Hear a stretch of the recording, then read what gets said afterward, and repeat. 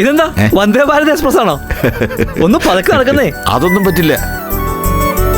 വിനയന്റെ മുത്തച്ഛ എന്നുള്ള വിളി കേൾക്കാൻ കൊതിയാവുന്നു എനിക്ക്. എത്ര ദിവസമായി അവന്റെ ശബ്ദം തന്നെ കേട്ടിട്ട്. ആ കാര്യത്തിൽ ഞാനാ ഭാഗ്യവാൻ. വിനയേട്ടൻ ആദ്യം ആളെ തിരിച്ചറിഞ്ഞതും പേരെടുത്ത് വിളിച്ചതും എന്നെയല്ലേ? അത് ശരിയാ. പക്ഷെ നമുക്കൊക്കെ ആ വിളി വെറുമൊരു ഉപചാരം മാത്രമായിരിക്കും. നമ്മളെക്കാൾ ഓരോ നിമിഷവും ആ വിളി 100 വട്ടം ഉള്ളിൽ പ്രതീക്ഷിക്കുന്നയാളാ ഈ രോഹിണി. രോഹിണിയെ വിനയൻ പേരെടുത്ത് വിളിക്കുന്നത് കേൾക്കാനാ എനിക്ക് ആഗ്രഹം. മുത്തശ്ശ, അത് ഇപ്പൊ നടന്നിരിക്കും, നോക്കിക്കോ. അതെ, ഇനി ഏട്ടത്തി തന്നെ വിനയേട്ടനെ ആദ്യം കാണട്ടെ. അപ്പോ ഇഷ്ടത്തോടെ ആ പേര് വിളിക്കുന്നത് നമുക്കും കേൾക്കാലോ. ഏട്ടത്തി, വാലോർക്ക്, ഞങ്ങൾ പിന്നാലെ അകത്ത് കയറുന്നുള്ളൂ.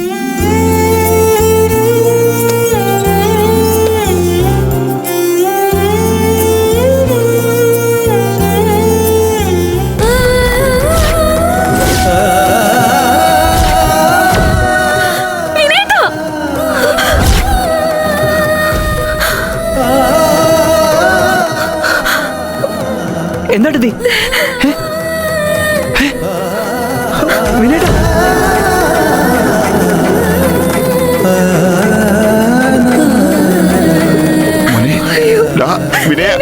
വിനേട്ടാ,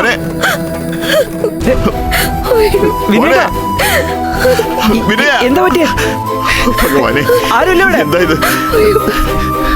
ദൈവമേ, വിനേട്ടാ,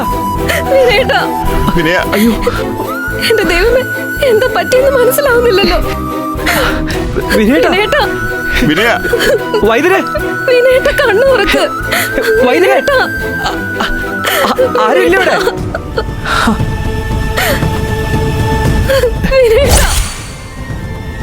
വിനേട്ടാ, അധികം അനക്കണ്ട, പതുക്കെ. മരുന്ന് കൊടുത്തപ്പോൾ തളർന്നുപോയതാണ്. പ്രഷർ കൂടിയാൽ ഇങ്ങനെ വരും ചിലപ്പോ. പക്ഷെ വൈദ്യരെ, വിനേട്ട ഇന്നലെ ഞങ്ങൾ വരുമ്പോ ഇങ്ങനെയൊന്നും ആയിരുന്നില്ല. നല്ല സ്മാർട്ടായിരുന്നു. അത് ഇന്നലെ അല്ലേ? ഇപ്പോ സ്ഥിതി പഴയതിലും മോശമായി.